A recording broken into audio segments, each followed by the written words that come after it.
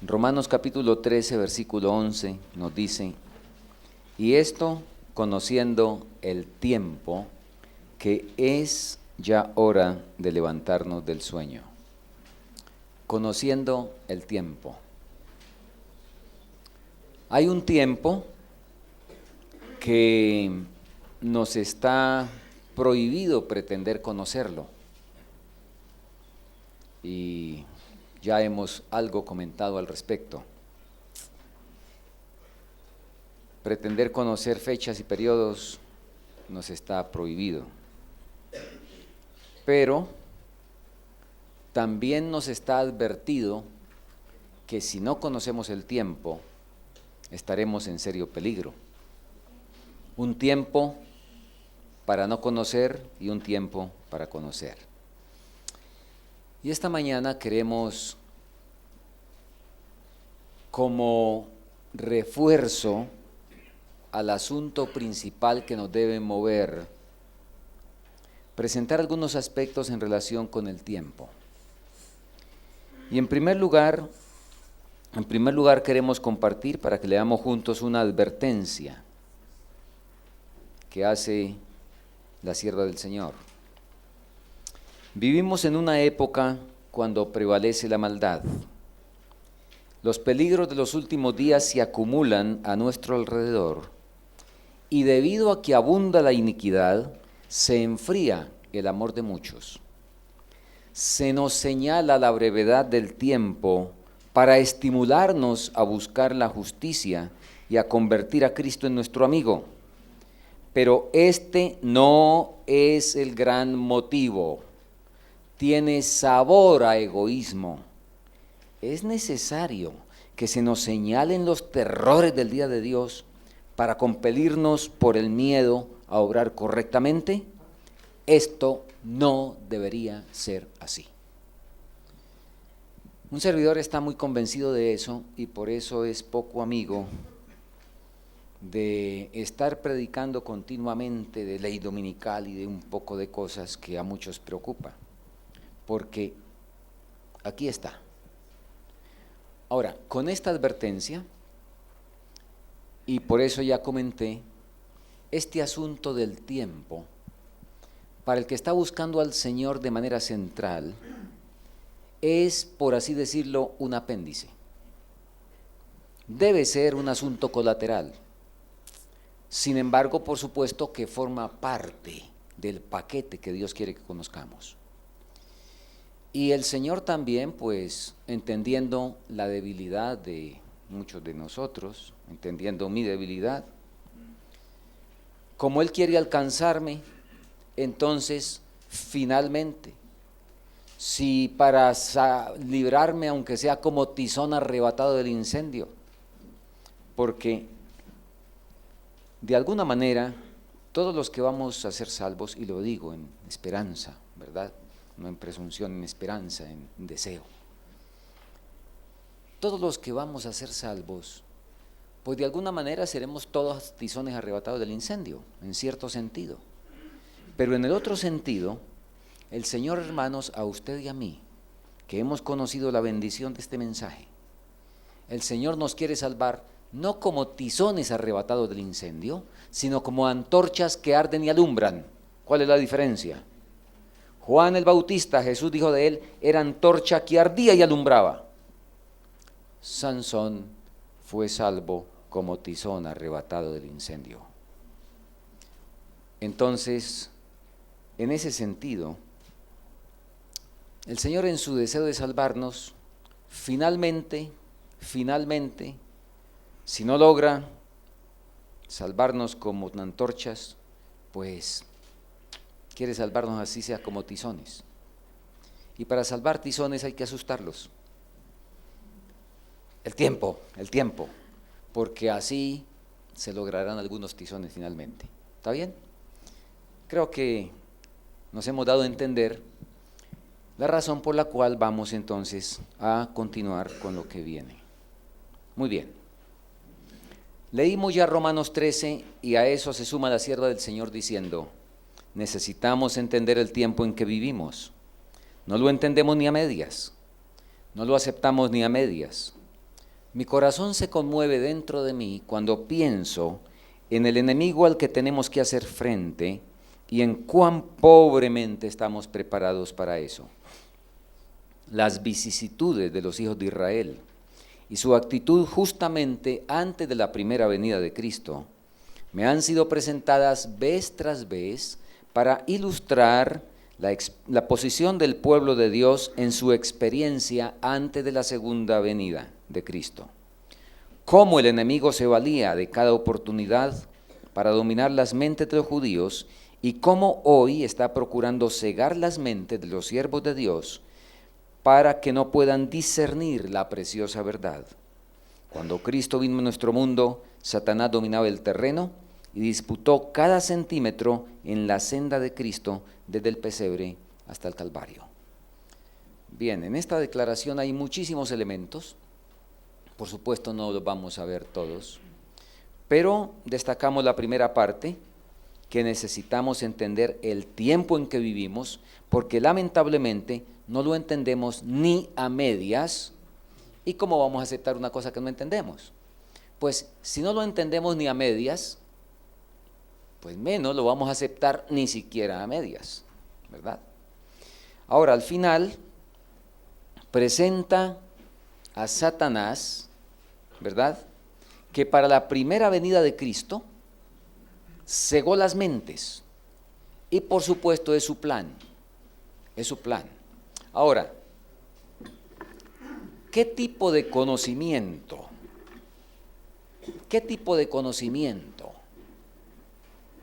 o de información, diríamos, también, usa Satanás para poder saber cuándo cegar las mentes?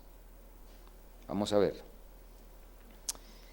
La gran controversia entre Cristo y Satanás, sostenida desde hace cerca de 6,000 años, está por terminar. Y Satanás redobla sus esfuerzos para hacer fracasar la obra de Cristo en beneficio del hombre y para sujetar las almas en sus lazos. Su objeto consiste en tener sumido al pueblo en tinieblas y en la impenitencia hasta que termine la obra mediadora del Salvador y no haya más sacrificio por el pecado. Aquí hay una cifra matemática. ¿Cuál? 6,000 años. La sierva del Señor en varias oportunidades repite eso de 6,000 años. Aquí nos dice sostenida desde hace cerca, pero en otras dice la gran controversia efectuada durante 6,000 años, y parece dar la cifra de manera matemática exacta. Ahora, creo ya comenté que esta cifra obviamente no es matemáticamente precisa. Y bueno, quien desee pues puede, después que charlemos, para ver las comprobaciones de esto. No puedo probar aquí cada punto porque no terminaríamos, pero acéptenlo por fe, por lo menos en esta reflexión, de que estos 6,000 años no son matemáticamente precisos. Tenemos la demostración para eso. No son matemáticamente precisos. Son números redondos, y creo que en el mundo sabemos que es un número redondo, algo aproximado. Ahora, sí hay un asunto que nos vale, o que vale la pena que tengamos en cuenta. ¿Quién es el que más entiende las profecías de tiempo? ¿Quién será? Bueno, después del Señor, por supuesto que las dio, ¿cierto? Entre los seres creados, ¿quién será el que más entiende las profecías de tiempo? Satanás, ¿verdad? Satanás. Y fíjense, ¿entendió Satanás la profecía de las 70 semanas? Entonces, él aprovechó la profecía para cegar las mentes del pueblo judío, ¿verdad? Así de que aprovechó ese conocimiento de las 70 semanas. Aprovechará el tiempo de su conocimiento de los 6,000 años de pecado. ¿Quién es el que tiene la mejor aproximación de los 6,000 años? ¿Usted estaba en la creación? Pero Satanás sí estaba. Ese sí ya existía cuando el Señor creó este mundo, ¿sí o no? Entonces, él sí sabe la fecha de la creación. La cronología del obispo Ussher, pues, bueno, ha sido muy interesante, pero Satanás sabe más que el obispo Ussher. Él sabe más la fecha de la creación, así es que es quien tiene la mejor aproximación, aunque repito, pues tampoco tiene la fecha exacta, porque él sabe que eso es número redondo, entonces, y que el Señor dijo que el día y la hora nadie lo sabe, así es de que él cree eso, no pretende creer el momento, pero repito, conoce bastante bien, el que mejor conoce la aproximación en el tiempo. Y entonces sería, o será, que ese conocimiento, ahora que se libra el conflicto final, que no lo estaba librando para las 70 semanas cumplidas, ¿será que ahora Satanás se va a quedar muy tranquilo frente al conocimiento del último momento que tiene? Obviamente nosotros sabemos eso, ¿verdad? Y vamos a ver, hermanos, entonces ahora cómo Satanás se ha preparado. Y yo sé que lo que vamos a decir desde el punto de vista general, pues absolutamente no es nada nuevo. De hecho, para nosotros creo que no debería haber nada nuevo. Pero posiblemente algunos detalles nos impacten en el sentido de cómo el enemigo se ha preparado y se prepara, dándonos ejemplo en lo que a preparación respecta. Muy bien. Bueno, estas son comprobaciones de los detalles de los 6.000 años. Estrategia diabólica, y no escribí ahí tiempo del fin. ¿Desde cuándo estamos en el tiempo del fin, proféticamente hablando? ¿Cuánto? 1798. 1798. Muy bien. Así es de que, ¿cuántos años llevamos ya en el tiempo del fin? Sí, más de 200, así es de que, ¿verdad? Y por supuesto Satanás se preparó para el tiempo del fin porque él entendió muy bien la profecía de los 1260 años. Y en el tiempo del fin pues empezó a arreciar también su asunto. Pero un servidor colocó ahí sin que me temblara el pulso, para el fin del tiempo.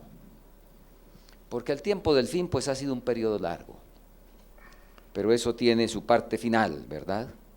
Un servidor está convencido de que estamos no solo en el tiempo del fin, sino en el fin del tiempo. Muy bien.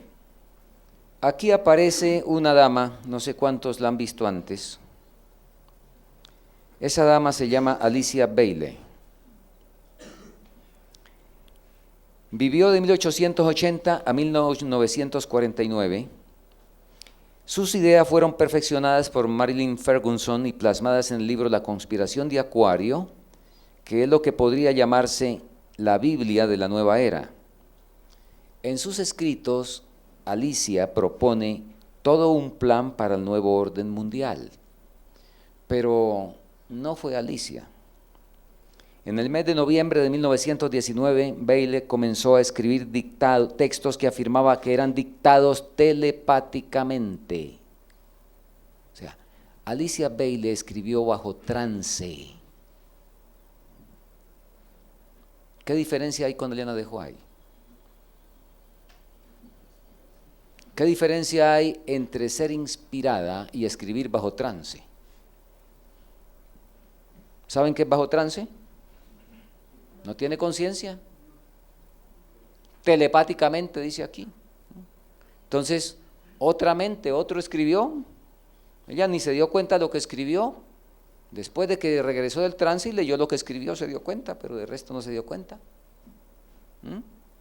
Bien, así es de que ella dijo tranquilamente que los textos eran dictados telepáticamente por un tal tibetano o D.K.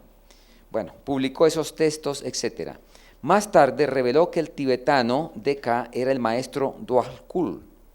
Bailey dijo que después de una cierta resistencia, basada en la humildad, finalmente fue persuadida a nombrarlo claramente. Ella escribió usando el nombre del maestro durante 30 años, entre 1919 hasta su muerte sucedida en 1949. y a ver si centramos algunos aspectos. Es un plan en 3 etapas. La primera, en la serie de 3 interpretaciones de la enseñanza de la sabiduría eterna planeada por la jerarquía y confiada del maestro tibetano, bueno, fue dada al mundo por mediación de H.P. Helen Blavatsky entre los años 1875 y 1890, 15 años, y se denomina la fase preparatoria de la enseñanza. Luego viene la segunda fase, que es donde está bien estipulado el plan, dado a través de esta mujer en esas fechas. Y mire la última, la tercera y última interpretación de la serie. Ahora, este es el plan. Será dada a conocer por D.K., y ya saben ustedes quién es D.K., a principios del siglo XXI por mediación de un iniciado preparado para tal fin. O sea, no sé si aquí sabe el diablo, ¿ha leído el diablo del conflicto de los siglos? ¿Lo conoce? Fue desenmascarado de que él se va a presentar como Cristo, pero por el hecho de que fue desenmascarado, ¿no lo va a hacer? ¿Será que no lo va a hacer? Interesante. Así es de que cuando yo leo esa última interpretación, pues me suena un poco a algo de lo que acabo de decir. Muy bien, vamos a avanzar porque tenemos mucho material. El punto básico es este. Alicia Bailey, habiendo escrito telepáticamente, entonces dejó plasmado, escrito, una estrategia de 10 puntos para lograr un nuevo orden de cosas en el mundo. ¿Sí? Y aquí están los 10 puntos que tienen como objetivo cambiar la tradición cristiana o redimir a las naciones de la tradición cristiana. Número 1, sacar a Dios y la oración fuera del sistema de educación. 2, reducir la autoridad paternal sobre los niños. 3, destruir la estructura de la familia judeo-cristiana o la estructura de la familia cristiana. 4, y ya vamos a ver, es derivado del 3. Si el sexo es libre, hacer del aborto algo legal y fácil. 5, hacer del divorcio algo legal y fácil, librando a la gente del concepto del matrimonio de por vida. 6, usar masivamente los medios de comunicación para cambiarle la mente a la gente. 7, envilecer el arte y expandirlo ampliamente. 8, hacer de la homosexualidad una alternativa de estilo de vida. 9, crear un movimiento interdenominacional o ecuménico. 10, conseguir que los gobiernos sancionen todas esas leyes y conseguir que la iglesia endose esos cambios. Eso quedó escrito. Eso quedó escrito. Ahora, vamos a avanzar rápidamente porque me interesan sobre todo los puntos 8, los últimos 3 puntos. Y vamos a ver si alcanzamos a cubrirlos. Muy bien. Sacar a Dios y la oración fuera del sistema de educación. En nuestros países donde no hay eso, en nuestros países católicos esto no tiene mucha relevancia porque nunca ha habido oración en los colegios públicos ni nada de esas cosas. Pero en Norteamérica, eso ha sido a través de la historia un asunto sagrado, ¿correcto? Y no voy a entrar en detalles aquí. Permiso un segundito. De cómo eso se ha ya efectuado, sin duda ustedes saben todo eso. Eso son hechos cumplidos. Permítanme un segundito.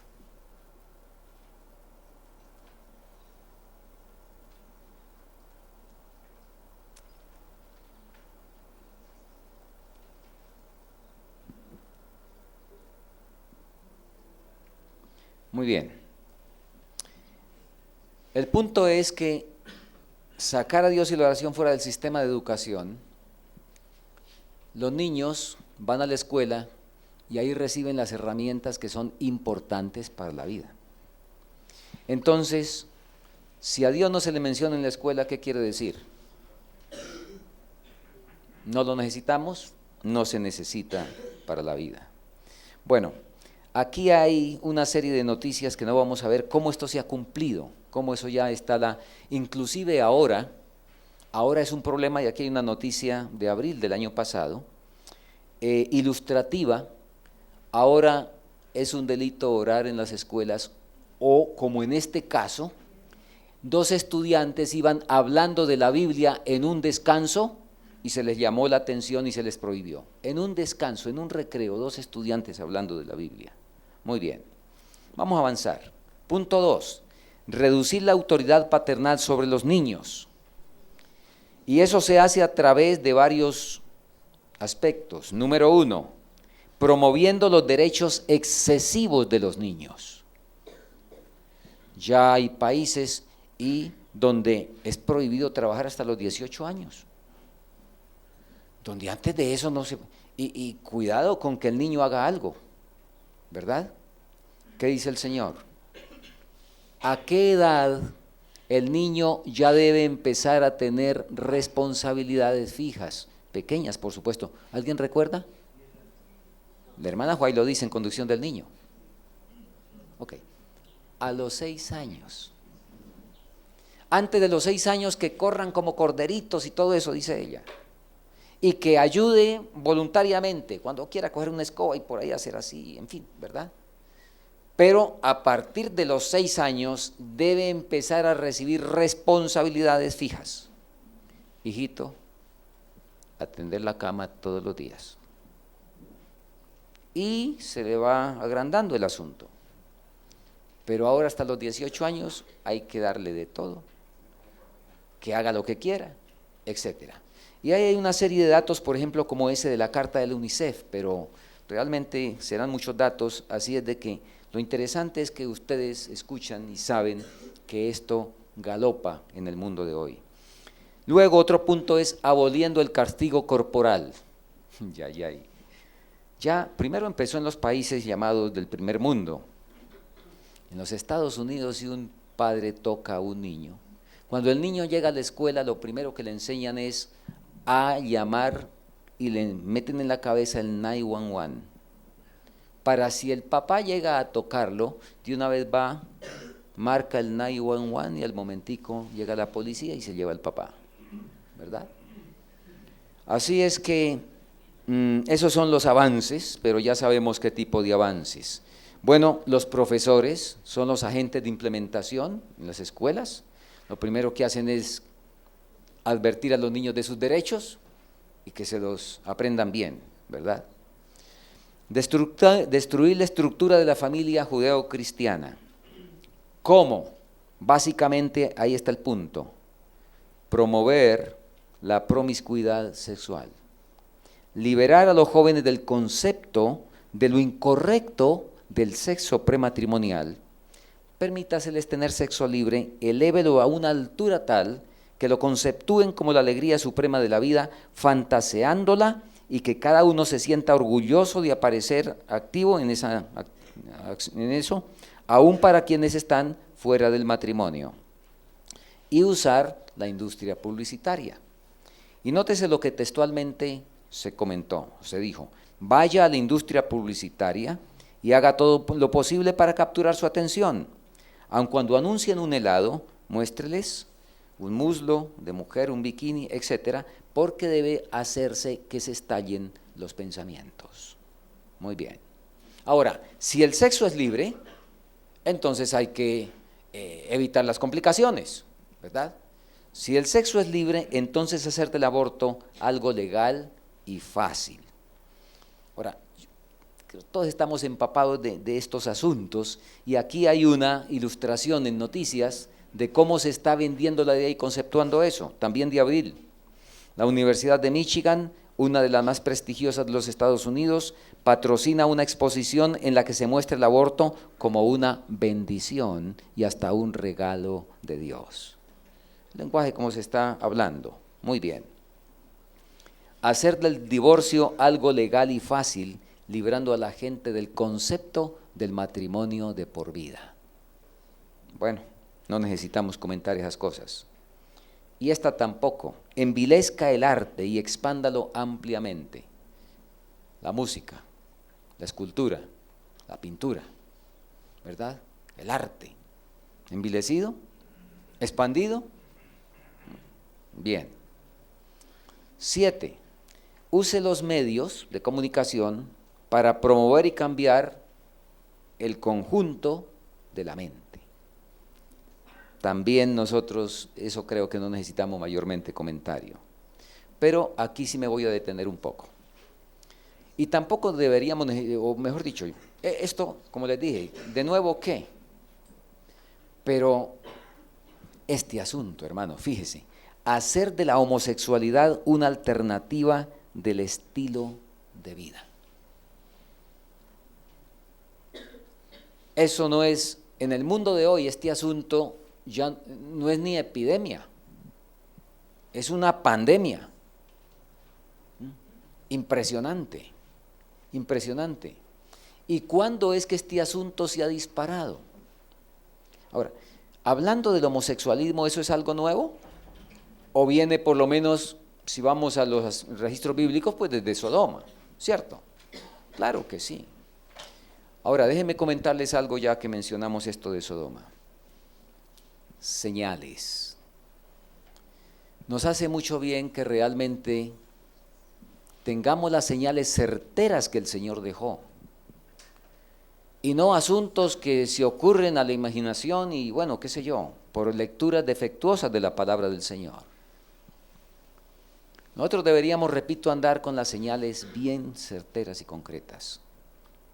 Por ahí hace poco se acercó un hermano para decirme de la profecía y de las señales de las lunas rojas. No sé si escucharon de unas lunas rojas que hubo al final del año pasado, ¿sí? De las lunas rojas. Entonces, Joel dice que antes que venga el día de Jehová, el sol otra vez se pone rojo y que la luna se pone roja como sangre, etc.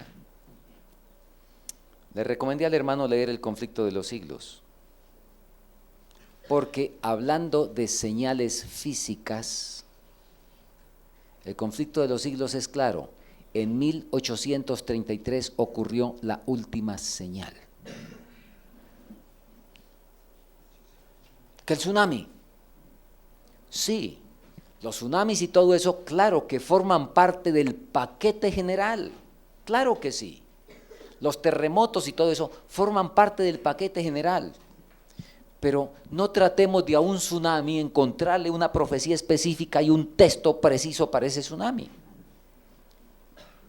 Y aprovecho para comentar algo. La hermana Huay, recuerdo que cuando hubo el derribamiento de las torres, entonces, de eventos de los últimos días donde habla de edificios de Nueva York, yo escuché una aplicación específica, concreta, puntual, de la caída de las torres como un acontecimiento profético puntual, así como fue, por ejemplo, la caída de las estrellas o el oscurecimiento del sol. No, así no es. Por supuesto que es un asunto que está dentro de la profecía, pero de manera general. El calentamiento global, sí, corresponde desde el punto de vista general a Isaías 24, donde dice que la tierra se enfermó. ¿Por qué? Porque los habitantes traspasaron el derecho y la tierra se envejeció. Claro. Desde ese punto de vista, todo esto del calentamiento global y todo el descontrol del ecosistema, sí, pero específicamente no, porque eso no es ningún juicio del Señor, sino un resultado de la transgresión del hombre, así como si usted se ponía a comer azúcar, la diabetes no es un castigo del Señor, no es un juicio del Señor, ¿qué es? El resultado de eso que hizo, ¿correcto? Entonces, que el Señor nos ayude a leer y a poner las cosas en su puesto, como el Señor las dejó. Pero, si ustedes quieren ir a señales seguras, Mateo 24, las que dijo Jesús. Jesús dijo, como en los días de Noé. Y Jesús dijo, como en los días de Sodoma. ¿correcto? Y en el fin del tiempo, en el tiempo del fin, pero especialmente en el fin del tiempo, todo el mundo, a ver, dos clases de personas en el mundo solamente. Los hijos de Dios, ¿y quiénes? Y los otros, ¿verdad? Que dice Juan 8, nos suena duro, pero el Señor dijo los hijos del diablo, lo dijo fue palabra de Jesús. ¿Quiénes son los hijos de Dios?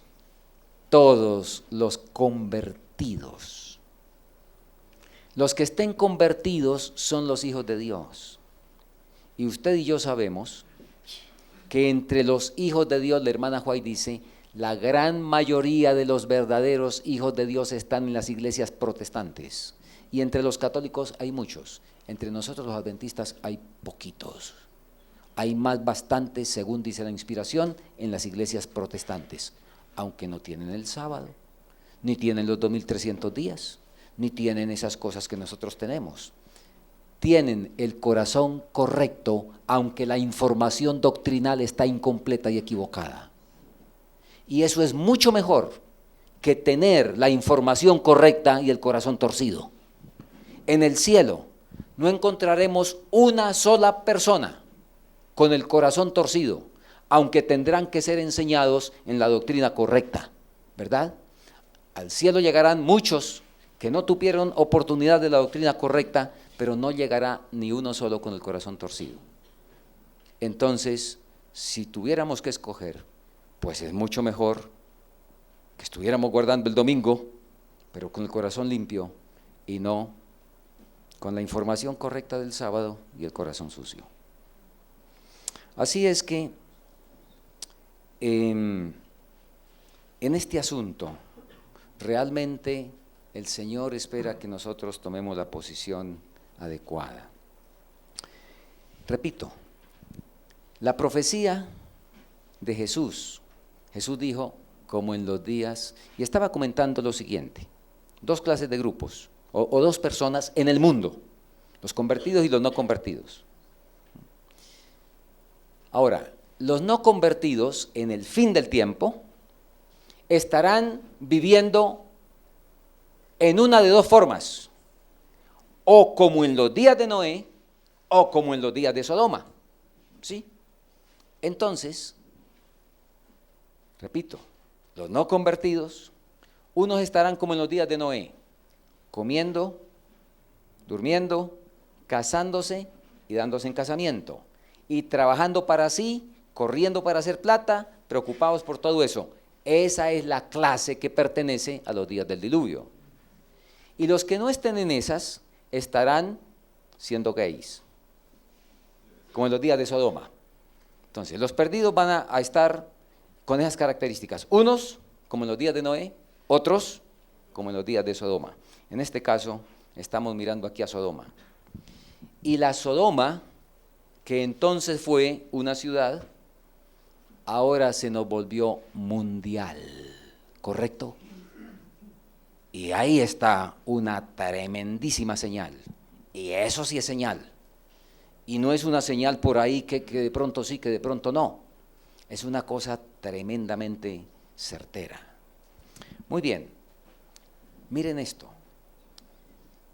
Y bueno,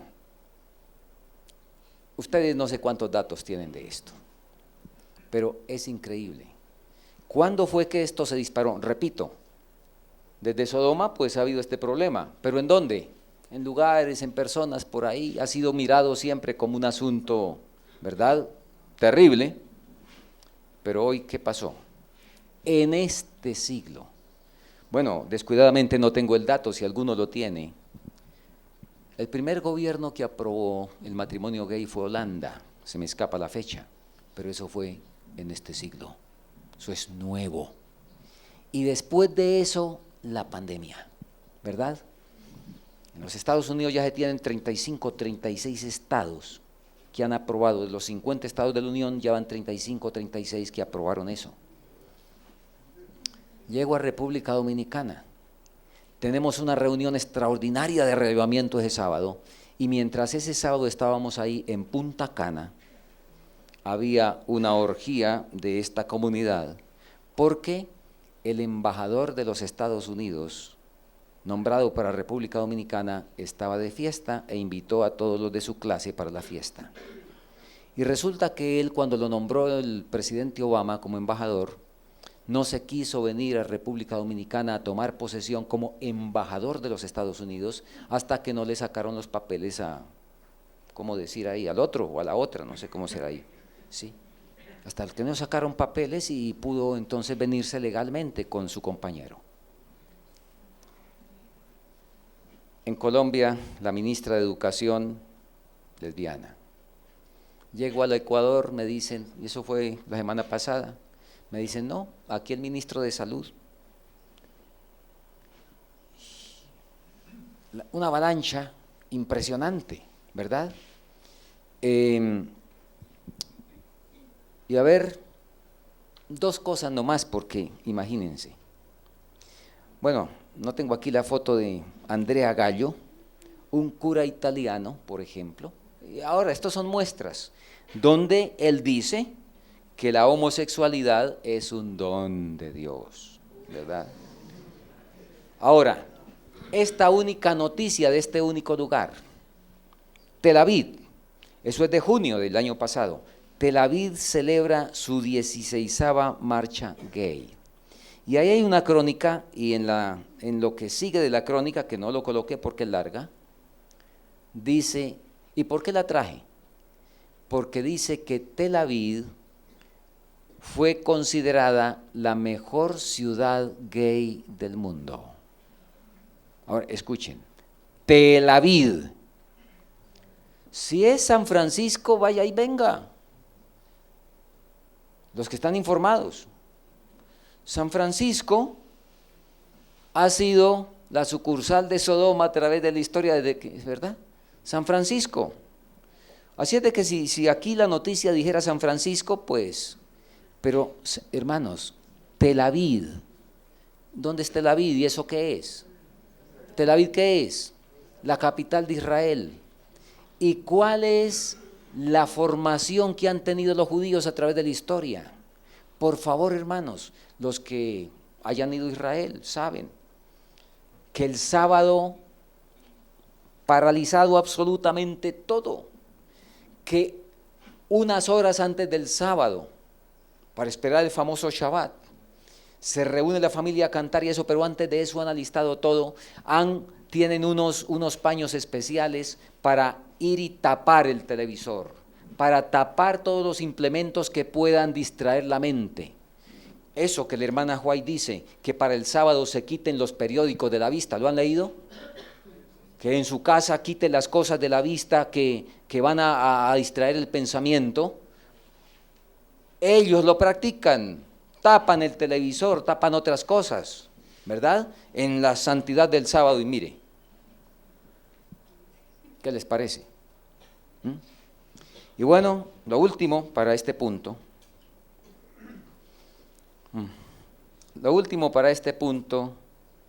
es esto. Ahí hay dos personajes. Aquí a este lado, ¿no también? Se llama Conchita Wurst. Me apena mucho Moisés, que ese personaje nació en Colombia, pero ahora es austríaca. Bueno, afortunadamente se fue y sacó nacionalidad por allá. Oh, hermano, qué tragedia. Conchita Wurst, cantante austríaca, por allá ganó no sé qué premios, y este caballero que está al lado, no sé si ya lo identifican. Bueno, vamos a ver. Ese caballero que está al lado se llama Ban Ki-moon y es el secretario general de las Naciones Unidas. Y entonces esto fue lo que ocurrió. Mire, y esto es bastante fresco, 4 de noviembre del 2014. Ban Ki-moon y Conchita Wurst se unen contra la homofobia. Seguiré luchando contra la transfobia y la homofobia.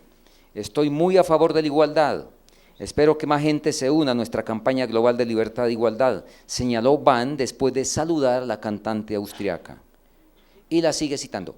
Como dijo Conchita en la noche de su victoria, la citó, somos imparables, manifestó el secretario general de la ONU en medio del júbilo del público.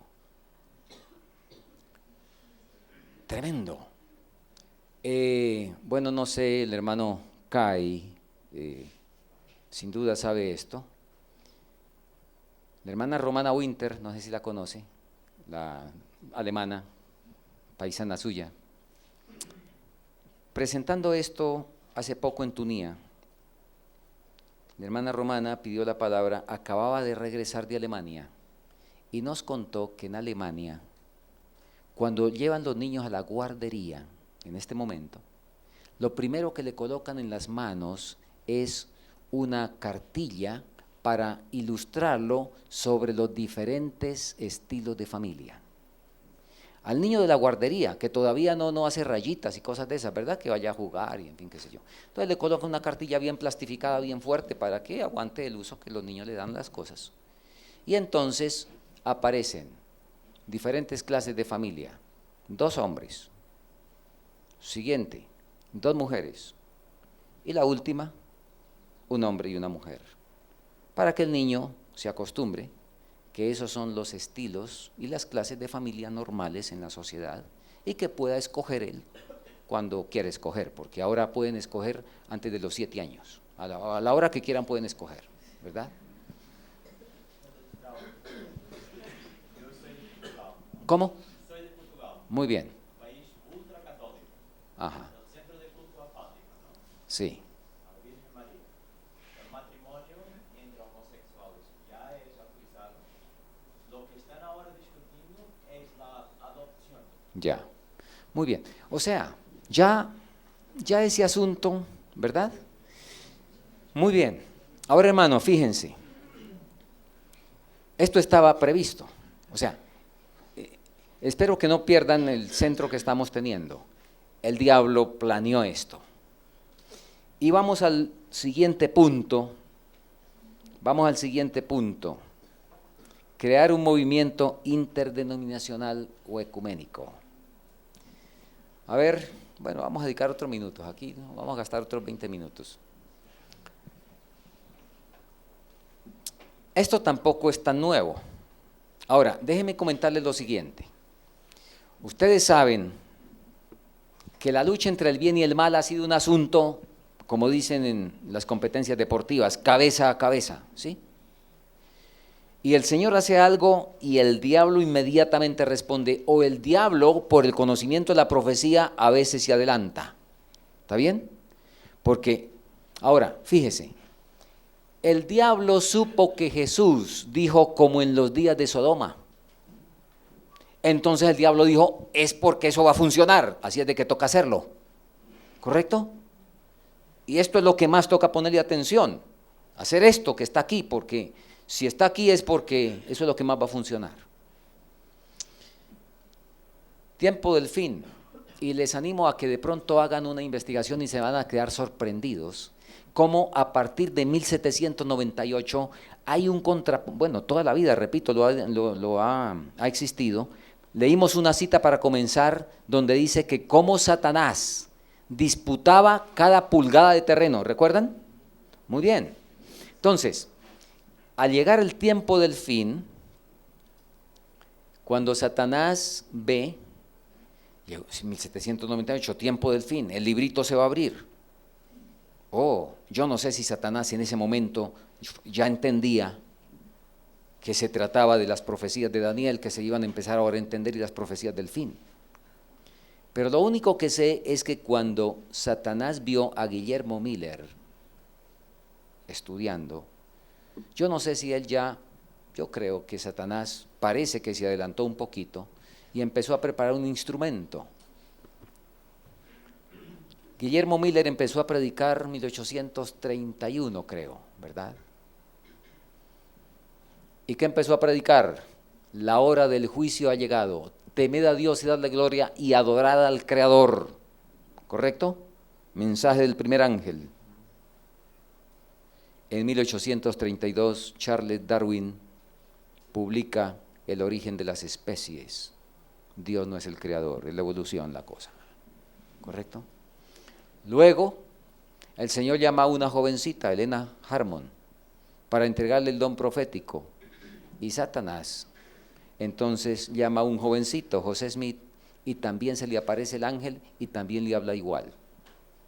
De paso, hermanos, de paso. El Señor nos ayude porque para convencer a las personas es el Espíritu Santo, y a través de los métodos que usa el Espíritu Santo y el poder de la palabra, no de los argumentos. Y hago aquí un paréntesis para lo siguiente. Aquí está usted parado.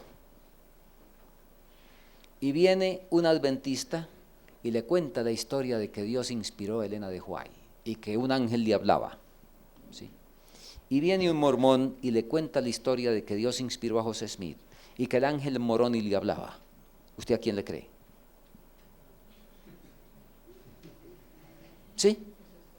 ¿A quién le cree? Entonces, notemos el asunto con las personas. Y hago aquí una pausa, repito, para comentar un principio de evangelismo. Un servidor desde hace muchos años no trata de convencer a nadie con argumentos de Elena de White, de que mire que esto, que aquello, porque, repito, el diablo también sacó sus historias y me encantó y no lo tenía bien fijado cómo debía ser, pero una experiencia en Colombia. Un hermano que vivía en el campo, hacía pan, iba a la ciudad a vender, tanto para sustento como para obra misionera. Llegó a un hogar de una señora evangélica. Bueno, se hizo su cliente y en algún momento el hermano se sintió impactado a compartirle el deseo de todas las gentes. Así es de que le llevó el deseo de todas las gentes a esta mujer. Cuando regresó a los 8 días para llevarle pan otra vez, esta hermana, yo creo que era una hermana, ¿verdad?, le dijo: usted perdió ese libro y le voy a rogar un favor, me consigue 20 ejemplares porque le voy a colocar ese libro en las manos a cada familia de mi iglesia. Yo no sé quién será esa señora, Elena de White. Yo lo único que sé es que ella no pudo escribir eso. Tuvo que ser que un ángel le cogió la mano y le llevó la mano, porque eso no lo pudo escribir ella. Ahora fíjese, ¿está lista esa persona para decirle: tiene toda la razón, sí lo escribió ella, y explicarle la inspiración y explicarle que fue un instrumento de Dios? Entonces, cuando usted quiera compartir con alguien lo del don de profecía, póngale en las manos un camino a Cristo. Póngale en las manos un deseado de todas las gentes y váyase a orar. Y no se ponga a echar la historia de ella. Póngale eso en las manos y váyase a orar y espere los resultados. Porque las historias, el diablo tiene historias parecidas y la gente dice: en este mundo de tantas historias, ¿cuál voy a creer? ¿Está bien? Muy bien. Así es que volvamos ahora, porque ese era un paréntesis. La sierva del Señor, a ver, en ese contrapunteo para el tiempo del fin, resulta que cuando pasó el chasco de 1844, a ver si aquí tengo esto, no lo tengo. Cuando pasó el chasco de 1844, que esos 50, ¿verdad?, empezaron a afianzarse, el diablo dijo: esto como que se vino ya. Y entonces, para 1846, ya había un movimiento interdenominacional o ecuménico. Léanlo en El conflicto de los siglos, en el sermón de Carlos Bicher, donde él, después de decir la condición de las iglesias, dice al final: ¿y qué es lo que se predica? Credo universal e iglesia universal. 1846. Recuerden que para 1888 ¿habían leyes dominicales o no? ¿Por qué? Satanás escuchó el mensaje de la justicia de Cristo, se dio cuenta que es el mensaje que va a terminar la obra en el mundo y rápido, y de una vez puso en acción las leyes dominicales. Algunos alcanzaron a ir a la cárcel, Jones, no era el tiempo, el pueblo, entonces Dios tuvo que refrenar el asunto, ¿verdad? Usó a Alonzo Trevier Jones para que en un discurso de 1 hora en el Congreso de los Estados Unidos, inspirado por el Señor, en ese discurso se desbarataron las leyes dominicales que estaban por promulgarse. Repito, ya había ocurrido en 1846 con el intento de Satanás en el asunto ecuménico. Ahora, como el pueblo de 1844 se durmió, Satanás guardó el cartucho porque dijo, este cartucho es para la última contienda, no lo voy a gastar antes de tiempo, y el movimiento ecuménico también se murió. Para 1888, que en el conflicto la cosa iba así, ¿verdad? Satanás empezó con las leyes dominicales, el pueblo que debía recibir el mensaje que sería el que iluminaría la tierra con su gloria, no lo hizo. Satanás guardó el cartucho porque dijo, no voy a agotarlo antes de tiempo. ¿Está bien?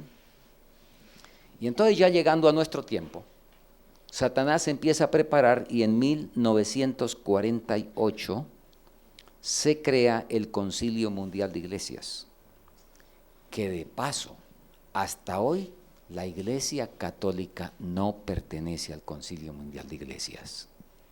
¿Cómo saben tirar la piedra y esconder la mano? ¿Verdad? Entonces, se creó el Concilio Mundial de Iglesias, de evangélicos, por supuesto. La Iglesia Romana, supuestamente al margen. Para 1960 dice, bueno, vamos a entrar a también opinar, participar, ayudar, qué sé yo, ¿verdad? Y el Concilio Vaticano II, entonces ya cambiamos la terminología, no son los herejes, no son los, todos esos otros epítetos, sino ahora pasan a ser los hermanos separados. Y hay que hacer un plan para atraer los hermanos separados. Y empieza el ecumenismo a andar, ¿sí? Empieza a andar. Y bueno, de cuando en cuando aparecían por ahí determinados líderes evangélicos diciendo que el Papa pues era el personaje. Y entre otros el famoso Billy Graham, ¿recuerdan? Habló muy bien del Papa y promoviendo al Papa y todo lo demás. Pero, y me alegra que no necesitamos dar datos porque ustedes conocen esto muy bien, nunca había ocurrido algo parecido a lo que ocurrió en febrero del año pasado, hace un año exactamente, en Dallas, donde una reunión de dirigentes carismáticos pentecostales, ustedes recuerdan, recibieron la visita de Tony Palmer, enviado por el Vaticano, un anglicano como representante del Vaticano, con un mensaje de Juan Pablo II para esa convocación. No sé cuántos vieron ese video. Pocos. Bueno, hermanos, sería muy largo contar todos los detalles, pero yo creo que vale la pena. Era una reunión de dirigentes, repito, carismáticos pentecostales. No sé cuántos habrían, pero había, como se veían, cientos, algunos cientos, líderes. No eran miembros de iglesia, líderes. Y el Papa mandó un mensaje, porque Palmer, que era amigo del Papa, le dijo, ¿por qué no manda un mensaje? Supuestamente dice que fue Palmer. Bueno, en todo caso, Palmer fue allá, a esa reunión, muy amigo de Kenneth Copeland, el que dirigía esa convocación. Palmer tuvo un tremendo discurso de la aplicación profética del mensaje de Elías. Malaquías 4. Antes de que venga el día de Jehová, vendrá Elías para hacer volver el corazón, y es muy interesante que él destacó, para hacer volver el corazón de los hijos a los padres. Él no destacó de los padres a los hijos, sino de los hijos a los padres. Luego Palmer mostró un acuerdo de 1999 firmado entre la Iglesia Católica y la Iglesia Luterana, donde la Iglesia Católica firmaba en una declaración de fe respecto a la justificación que éramos salvos, éramos justificados por la fe, produciendo entonces las obras de gracia. Y la Iglesia Católica firmó eso. Y ahora Palmer les dice, mire, esta fue la razón de la protesta de Lutero. Ahora la Iglesia Católica ya aceptó esto, la protesta terminó. ¿Y entonces ustedes por qué son protestantes? Si la protesta se acabó, ¿correcto? Y les habla de una manera tremenda, y repito, el mensaje profético de Malaquías que se volvía a repetir. ¿Y es cierto o no es cierto? Y entonces, les hace, después de decirles que, ¿por qué son protestantes? Si la protesta se acabó, porque la Iglesia Católica ahora tiene aquí la declaración que fue el problema con Lutero. Los animo a encontrar un constructor de puentes, les dice. Y enseguida les presenta el video del constructor de puentes. Y entonces Francisco les dice, hermanos, discúlpenme que les hable en inglés. Dijo primero, que les hable en italiano. Lo saludó en italiano, dijo, voy a hablar en inglés, pero espero que entiendan que no les voy a hablar ni en inglés ni en italiano, sino en el lenguaje del amor. Y ese lenguaje del amor tiene una gramática muy sencilla, solamente 2 reglas, amor a Dios y amor al prójimo. Y siguió con un discurso tremendo, donde Francisco les pedía a ellos, por favor, la oración por él. Les rogaba que oraran por él. Y terminó diciéndoles que el milagro de la unidad había empezado. Citó a un famoso escritor italiano que decía que Dios no empezaba nada que no terminara. Ya había empezado el milagro de la unidad y, por favor, él iba a orar por ellos, pero lo que les pedía era su oración por él y les daba su bendición. Cuando terminó el video, Kenneth Copeland pasó y de una vez les dijo, él pidió que oráramos por él, vamos a orar. Y empezaron todos a orar por el Papa. Copeland habló en lenguas. Después de que habló en lenguas, entonces le dijo, Tony, traiga el teléfono, ven acá. Pasó a Tony ahí a filmar, se colocó él aquí, a espalda de la congregación, y empezó a hablarle, a que grabara el mensaje al Papa. Mi querido Señor, hemos recibido su mensaje y acabamos de orar por usted. También creemos en la unidad que dice Efesios, y ahora se lanzó tremendo discurso Copeland, y terminó diciéndole, sé bendecido. Y puso a todos en coro a decirle, sé bendecido, sé bendecido, sé bendecido. Eso fue en febrero. Ahora, no traje aquí conmigo porque es toda otra presentación, pero la hermana White escribió lo siguiente: los protestantes de los Estados Unidos serán los primeros en tender la mano al catolicismo. Nótese, eso está en conflicto de los siglos, creo que como 347. Los protestantes de los Estados Unidos serán los primeros. Nunca había ocurrido una cuestión como esa, ¿sí? Y pues ahí se ve claramente un cumplimiento contundente del asunto. Ahora, escuchen, a las 3 semanas, la cita dice, los protestantes de los Estados Unidos eran los primeros. A las 3 semanas, no sé si lo tengo aquí, no lo tengo acá. Bueno, les puedo mostrar aquí todo eso luego. A las 3 semanas, en Suecia, un hombre llamado Ulf Ekman, en un culto dominical frente a 3,000 feligreses, con su esposa al lado, les dijo, a partir de este momento yo me hago católico, porque nuestros prejuicios protestantes en muchos sentidos ya no tienen realmente sentido, ¿sí? Y explicó que él venía pensándolo hacía tiempo, pero que su decisión pues fue tomada con base en la reunión que hacía pocas semanas había ocurrido en Dallas. Ahora, Ulf Ekman, estamos hablando de un hombre que es el más influyente en toda Escandinavia, que tiene 1000 obreros bíblicos, es el más influyente en todos los países de la antigua cortina de hierro, tiene un programa televisivo internacional y que ha escrito libros que se han traducido a 60 idiomas. Entonces, no estamos hablando de un pastor por ahí de barrio, ¿verdad? La cita decía, los protestantes de los Estados Unidos serán los primeros, y es increíble que 3 semanas después ya estaban en Europa y en otros lugares cumpliéndose la profecía al pie de la letra, ¿correcto?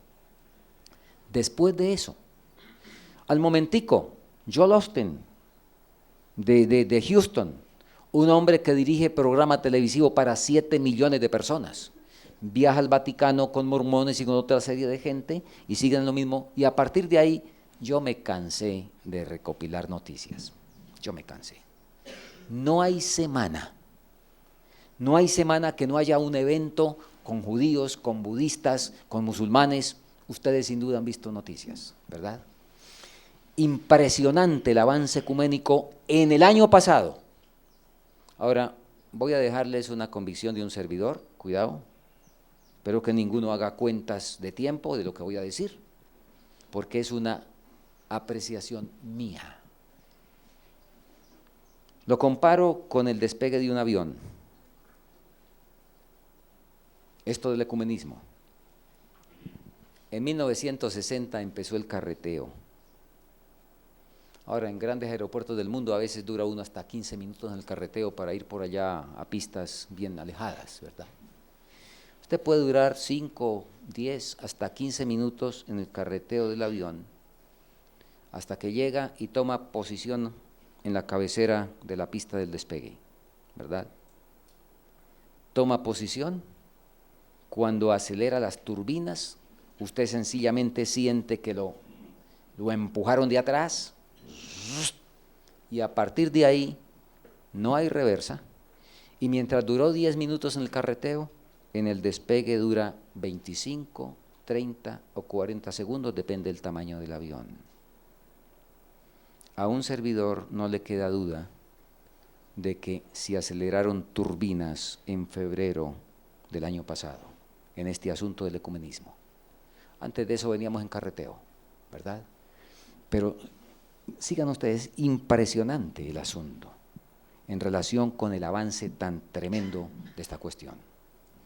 Y ustedes saben que el Papa va a ir en el 2015, ahora, bueno, va a venir por allí al Ecuador, aquí también, bueno, y va a ir en septiembre a los Estados Unidos a una triple función. Número 1, por primera vez, invitado por el Congreso de los Estados Unidos.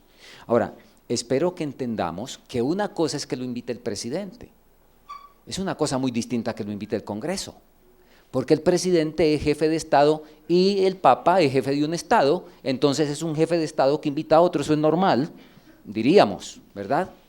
Pero que lo invite el Congreso, no el Senado o la Cámara, conjunto el Congreso, ¿verdad?